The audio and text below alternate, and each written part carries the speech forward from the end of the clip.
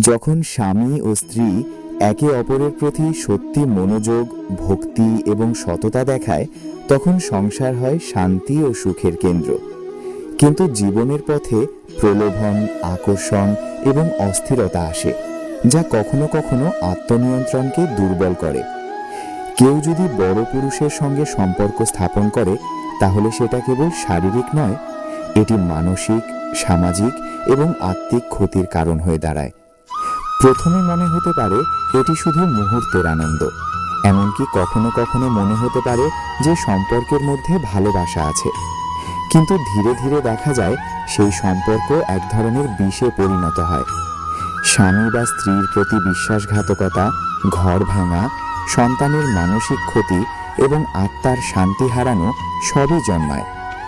এই ধরনের সম্পর্কের মূল স্বভাব হল নিজের ইন্দ্রিয়ের নিয়ন্ত্রণ হারানো, যা একজন মানুষকে ধীরে ধীরে নৈতিকভাবে দুর্বল করে তোলে।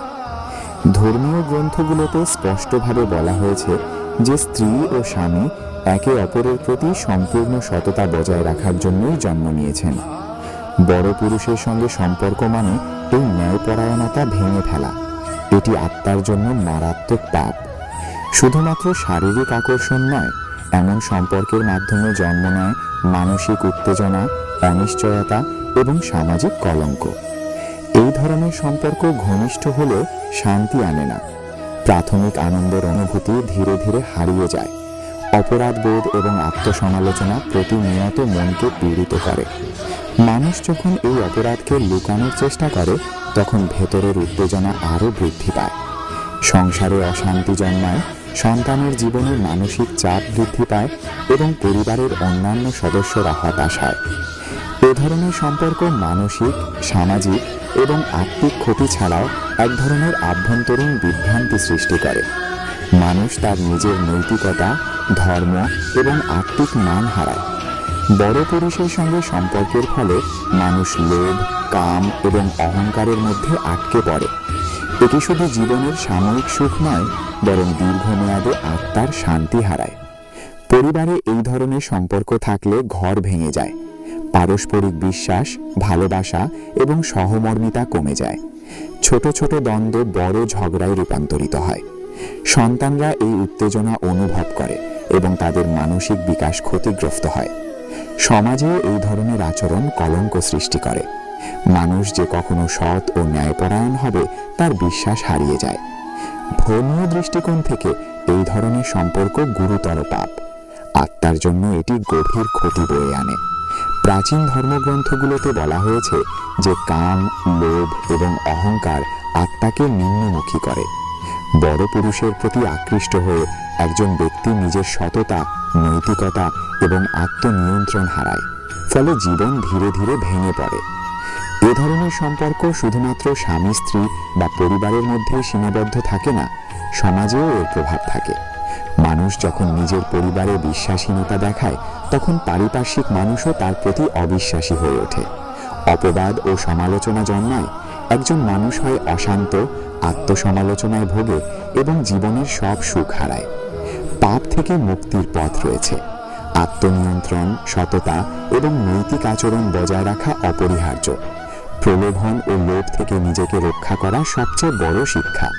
প্রয়োজন হলে ধর্মীয় শিক্ষক, পরামর্শদাতা বা আত্মিক গুরু থেকে পরামর্শ নেওয়া যায়।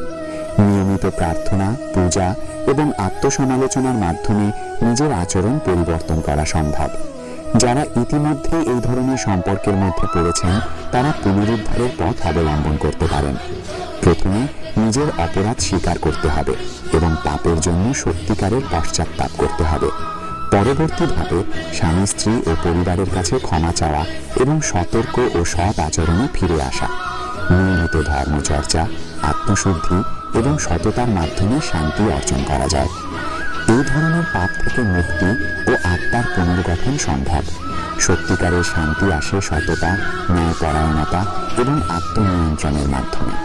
স্বামী স্ত্রী যখন একে অপরের প্রতি প্রতিশ্রুতিবদ্ধ থাকে, তখন সংসার শান্তি, সমৃদ্ধি এবং সুখের কেন্দ্র হয়ে ওঠে। বড় পুরুষের সঙ্গে সম্পর্ক কেবল সামাজিক বা শারীরিক ক্ষতি নয়, এটি আত্মার জন্য দীর্ঘমেয়াদী ক্ষতি বয়ে আনে। সততা, ভালোবাসা এবং নৈতিকতা বজায় রেখে একজন মানুষ এই বিপদ থেকে নিজেকে রক্ষা করতে পারে। আত্মার শান্তি, পারিবারিক সুখ এবং সামাজিক সম্মান রক্ষার জন্য এটি অপরিহার্য। এ ধরনের সম্পর্ক শুধুমাত্র ব্যক্তিগত নয়, বরং জীবনের সব স্তরে প্রভাব ফেলে।